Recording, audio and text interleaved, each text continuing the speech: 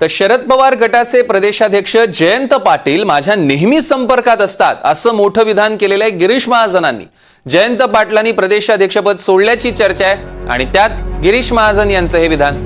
त्यामुळे जयंत पाटील शरद पवारांची साथ सोडणार का अशी एक चर्चा सुरू झालेली आहे।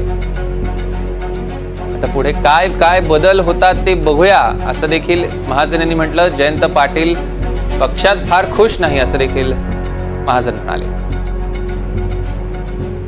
जयंत पाटील सुद्धा त्या पक्षामध्ये मला वाटतं की फार खुश आहेत असं मला वाटत नाही। कालांतराने बघू आपण काय काय होतं, काय बदल होतो काय नाही त्याची मला कल्पना नाही। मी काही सांगू शकत नाही कारण माझ्या संपर्कात ते नेहमी असतात, आम्ही नेहमी भेटतो, पण या बाबतीमध्ये माझं त्यांचं कधी बोलणं झालं नाही। पण निश्चित तिथे सुद्धा कोल्ड वॉर आहेच।